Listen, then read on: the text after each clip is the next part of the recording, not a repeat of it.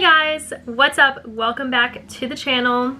Today's video, I'm going to be showing you the books that I read in May. We're going to talk about them. I'm going to tell you what I rated them, give you a little summary review type of thing, and yeah. So let's go ahead and jump into the video. So I didn't read as many books as I would have liked to in May, but it was a very busy month. I was dealing with finals, moving out of my college apartment. We went on vacation, and most of the time you would think that you would read like a lot on vacation, and I did finish like a whole book while I was there, but we were doing a lot of stuff, so I didn't have much like downtime to just sit and read. So didn't accomplish as many books as I would have liked, but we still got some good ones this month, so I figured I would share them with you all.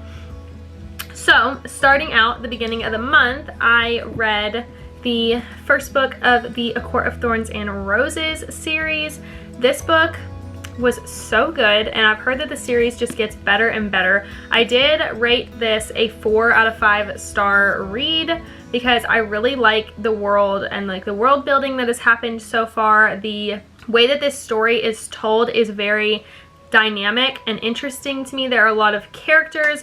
The main character, Feyre, goes through a lot of character development over just this book alone, and I know that she's about to have a lot more in the next couple of books, which I am so excited to read. This book got me back into reading fantasy. I haven't read like fantasy or dystopian books since probably high school, I would say. I've been mostly just reading like young adult and new adult romance versus like fantasy romance, but this actually inspired me to get a couple of more fantasy books and continue reading the series obviously. So definitely a good read. Probably everyone watching this video has probably already read this, and I was really late to the like hype train about these books, but nonetheless I really like this and will definitely be reading the rest of the series. The next book I read, which is by far the like funniest book that I read this month and potentially might have ever read, and that is The Unhoneymooners by Christina Lauren, and I rated this book a 4 out of 5 stars as well. It wasn't perfect by any means, but it was very, very good. It was absolutely hilarious. The way the main character is written is so like witty and funny. It feels like you're actually inside of another person's brain, which I like. You know, she does like a lot of pop culture references and stuff like that in this book. The main character, Olive, in this story has a twin sister who is getting married, and Olive is the maid of honor.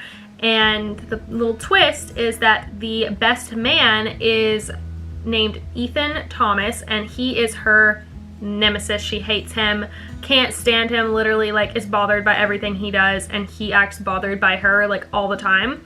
And so at this wedding, they are the only two who can't eat like the seafood buffet because she's allergic to shellfish, I think, and he just doesn't like buffets. So everyone else gets like this really bad case of food poisoning, and the groom and the bride can no longer go on the honeymoon, and it is like all expenses paid, non-refundable. So they don't want to waste this whole vacation. So Olive and Ethan end up going on the trip, and they just have to put up with each other.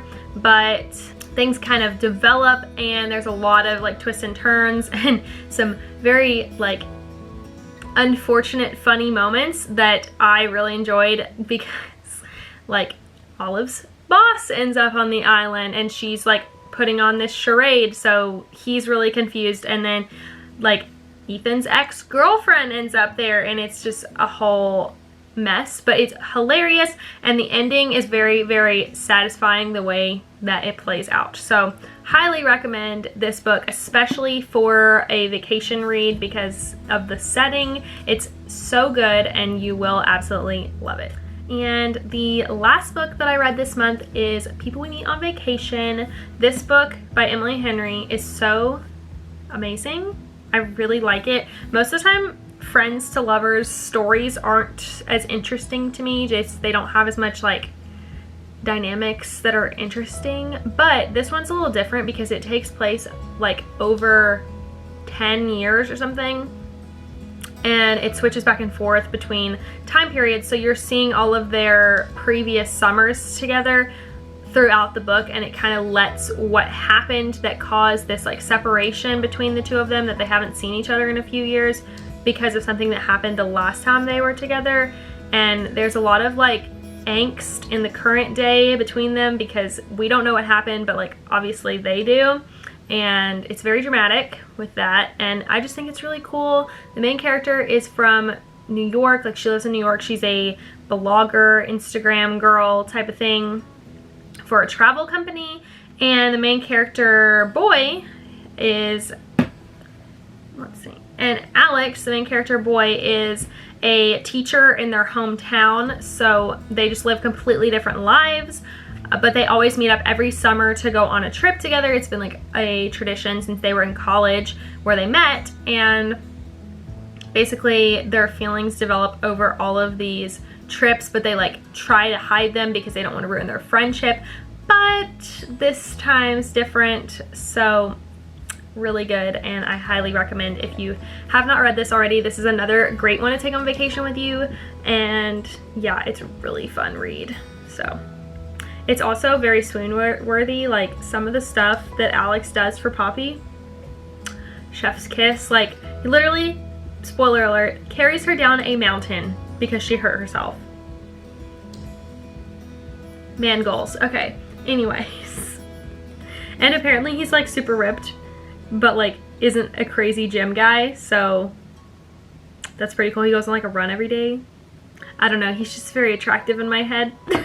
But yeah, this one was actually a 4.2 stars. I would give it a little higher than the other two I read. This is definitely more of something that I was like itching to go back to and like find out what happened. The Unhoneymooners book was like, I wanted to read it because it was funny, and the ACOTAR book I had a hard time getting into at the beginning because it took so long to understand what was happening. But I think that's just the territory with like fantasy novels, is that they have to world build a lot more than something like this where it's just the regular world, so it's more character development based at the beginning.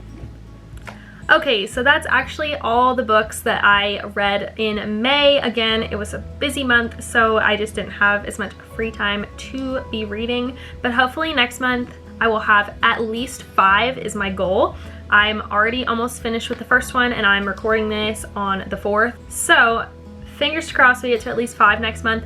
But I will be back in my next video to see you guys again, and we will have another reading wrap up for June come the beginning of July. So definitely stay tuned for that. If you enjoyed this video, give it a thumbs up. And if you've read any of these books, please let me know. I would love to talk about them in the comments, but let's avoid spoiling anything for anyone who hasn't read them. So don't be mean and spoil things. If you have any recommendations for books that you want me to read, that you would like reviews on, reading vlogs, or just my opinion, please leave them down below as well, because I'm always looking for something new to read.